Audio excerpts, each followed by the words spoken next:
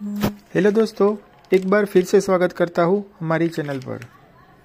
जैसे कि आप सबको पता है, डीजीएफटी ने ईबीआरसी जनरेशन के लिए न्यू सिस्टम इंट्रोड्यूस किया है through self certification on the DGFT portal.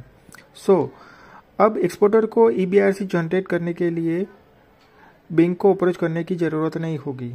अब आप ऑफिस में बैठे बैठे ही ईबीआरसी जनरेट कर सकते हो। इस वीडियो में हम ईबीआरसी जनरेशन का पूरा प्रोसेस डीजीएफटी की पोर्टल पर कैसे होता है वैसा लाइव हम स्टेप बाय स्टेप इसको करके देखेंगे और देखेंगे फाइनल ईबीआरसी कैसे जनरेट होता है। बीआरसी एक मैंडेटरी डॉक्यूमेंट है एवरी एक्सपोर्टर के लिए। पहले जो बीआरसी था वो हमें बैंक से जनरेट करवाना पड़ता था, जिसके लिए हमें बैंक पर फिजिकली जाना पड़ता था और आप जो एक्सपोर्ट कर रहे हो उसका पूरा प्रूफ देना होता था। जैसे कि एक्सपोर्ट के टाइम पर जो आपने इनवॉइस बनाया है, आपकी जो पेमेंट बैंक में क्रेडिट हुई है, मतलब सारे प्रूफ आपको बैंक में देने होते थे। लेकिन अब ये प्रोसेस ऑनलाइन है, तो आप खुद ही जनरेट कर सकते हो फ्रॉम डीजीएफटी पोर्टल। आपको बीआरसी 9 मंथ के अंदर ही जनरेट करना होता है, मतलब जिस भी डेट को आपका इनवॉइस बना हुआ है उस डेट से 9 मंथ के अंदर आपका पेमेंट आ जाना चाहिए एंड बीआरसी जनरेट हो जानी चाहिए। अगर आपने 9 मंथ के अंदर बीआरसी जनरेट नहीं करवाया तो आपको गवर्नमेंट की तरफ से मिलने वाले एक्सपोर्ट बेनिफिट नहीं मिलेंगे। इसलिए हमें बीआरसी टाइम पर जनरेट करनी होगी। बीआरसी कई टाइप से जनरेट हो सकती है। उसमें केस क्या हो सकता है, आपका एक शिपिंग बिल है, उसकी पेमेंट आपको 2 या 3 इंस्टॉलमेंट में आई है। एक पेमेंट आपकी एडवांस में आई है, एक पेमेंट आपकी कंटेनर लोडिंग के टाइम पे आई है और तीसरी पेमेंट आपका कंटेनर एक्सपोर्ट हो जाने के बाद आई है। और एक केस ऐसा भी हो सकता है कि आपने 2 कंसाइनमेंट किए और दोनों का पेमेंट एक साथ आया है, या फिर आपने एक ही एक्सपोर्ट किया है और उसकी पेमेंट आपको एक साथ आई है। बीआरसी जनरेट करने के लिए आपके पास जो डॉक्यूमेंट अवेलेबल होना चाहिए वो है shipping bill and invoice. Shipping bill number, invoice value, IRM number, यही 2-3 चीज़ें इंपॉर्टेंट होती है जब आप ऑनलाइन ईबीआरसी जनरेट करते हो। ये सब चीज़ें आपके पास अवेलेबल होनी चाहिए ईबीआरसी जनरेट करने के टाइम पर। ईबीआरसी जनरेट करना एक्सपोर्टर एंड इंपोर्टर दोनों को कंपलसरी है। बीआरसी 2 चीज़ों के लिए जनरेट होती है। जब हम एक्सपोर्ट करते हैं तब पेमेंट रिसीव होता है, तब आईआरएम नंबर जनरेट होता है। जब हम इंपोर्ट करते हैं तब हम जो पेमेंट भेजते हैं तब ओआरएम नंबर जनरेट होता है। ये आईआरएम एंड ओआरएम दोनों ही बैंक की तरफ से जनरेट होता है। इसके लिए आपको बैंक की तरफ से एक सर्टिफिकेट मिल जाता है कि इस आईआरएम से पेमेंट आया है और इस ओआरएम से पेमेंट भेजा गया है। चलो दोस्तों, अब हम देखेंगे ईबीआरसी फाइल करने की लाइव प्रोसेस। सबसे पहले आपको डीजीएफटी की वेबसाइट ओपन करके लॉगिन करना है, जो भी आपका यूजर आईडी एंड पासवर्ड है उससे।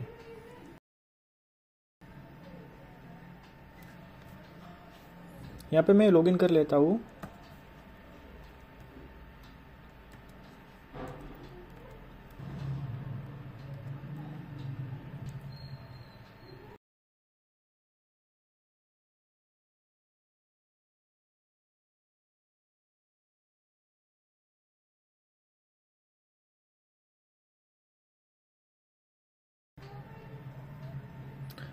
लॉगिन हो जाने के बाद आपको सर्विस में जाना है। उसमें सबसे लास्ट में नीचे ईबीआरसी का ऑप्शन दिया है, ईबीआरसी। हम ईबीआरसी सिलेक्ट करेंगे। उसके बाद यहाँ पे ऑप्शन दिया है IRM, ORM, repository, bulk generate eBRC, view and cancel eBRC. हमें पहले आईआरएम नंबर चाहिए। आईआरएम नंबर होगा उसके बाद ही हम ईबीआरसी जनरेट कर सकेंगे। अब आई नंबर कैसे देखेंगे हम, आपका जिस भी डेट को आपका पेमेंट आया है, जिस भी मंथ में आपका पेमेंट आया है, मंथ यहाँ पे सिलेक्ट करना है। मेरा पेमेंट दिसंबर में आया हुआ है तो मैं दिसंबर मंथ सिलेक्ट करूँगा।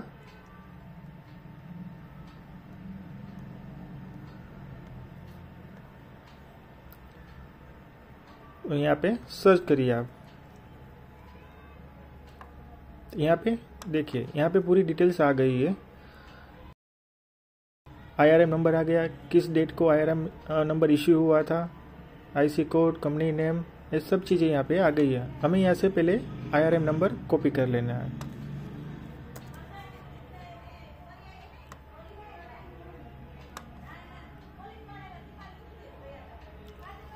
अब वापस हम EBRC वाले ऑप्शन में जाएंगे।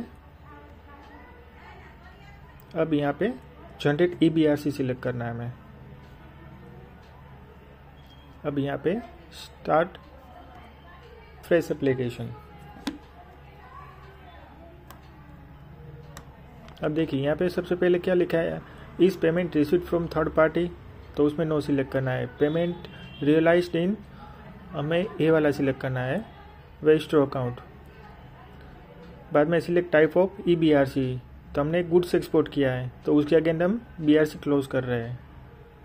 यहाँ पे हमें IRN नंबर जो आपने कॉपी किया था वो IRN नंबर यहाँ पे आपको पेस्ट करना रहेगा। जैसे ही आप पेस्ट करोगे यहाँ पे सब डिटेल्स ऑटोमेटिक फेच हो जाएगी। ये देखिए IRM currency, bank name, purpose code, remittance amount, remittance issue date,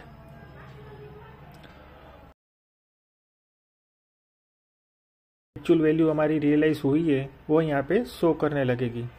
यहाँ पे आपको अमाउंट लिखना है, जो आपका इनवॉइस में जो अमाउंट है वो। मेरे इनवॉइस में 50,100 USD है। तो यहाँ पे पूरी डिटेल फिलअप हो गई।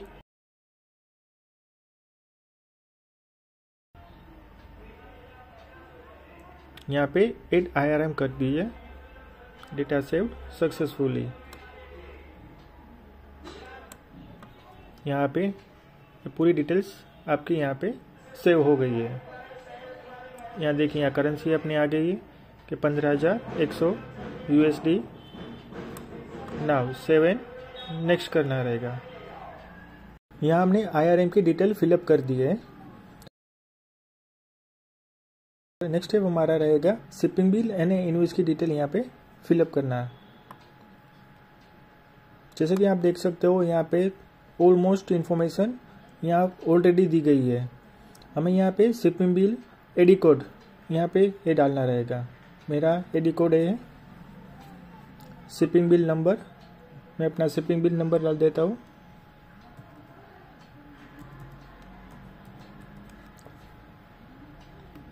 Shipping bill date,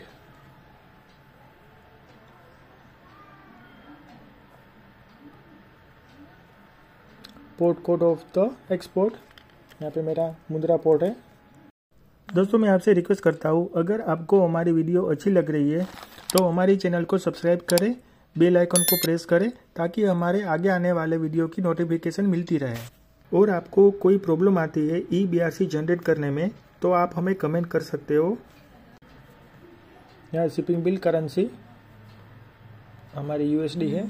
shipping bill value in currency code 15,100। Invoice number, यहाँ पे मेरा इनवॉइस नंबर रहेगा।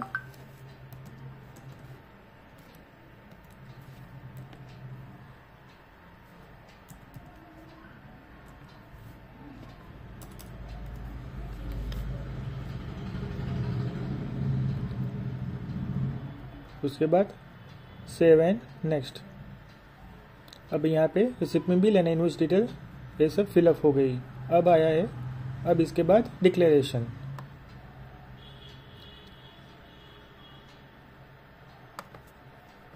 यहाँ पे मैं टिक मार्क कर देना है और यहाँ से साइन। ओके। अब आधार कार्ड या डिजिटल सिग्नेचर्स DAC से आप आधार कार्ड और DAC दोनों में से किसी एक से आप यहाँ पे प्रोसीड कर सकते हो। मैं आधार कार्ड से प्रोसीड करूँगा। इसमें नया टैब ओपन होगा। Continue.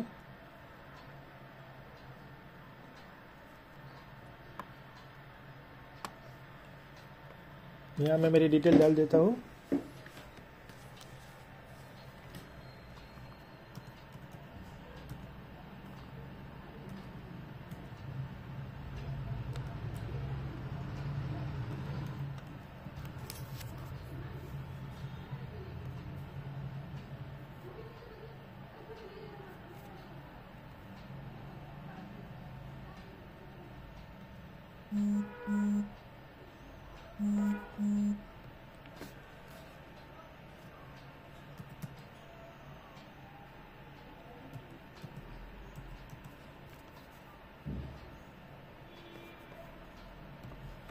Submit. Document sign successfully.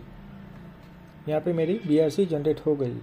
अब यहाँ से जनरेट eBRC पर क्लिक करना। ये BRC नंबर जो जनरेट किए हमने उसका ये नंबर है, ये फाइल नंबर है। अब हम देखेंगे हमने जो BRC जनरेट किए वो कहाँ से हमें डाउनलोड करना है। हम वापस होम पेज पे आ जाएंगे, स्क्रॉल डाउन करोगे तो नीचे हमने जो BRC जनरेट किए वो यहाँ पे मिल जाएगी। यहाँ पे आपको एक्शन में जाना है, वहाँ पे व्यू मोर, यहाँ पे एक्शन एंड प्रिंट। उसके बाद आप यहाँ पे ऊपर जाओगे तो प्रिंट समरी, वहाँ पे क्लिक करोगे तो आपकी BRC जो जनरेट हुई है वो यहाँ पर डाउनलोड हो जाएगी। आप देख सकते हो।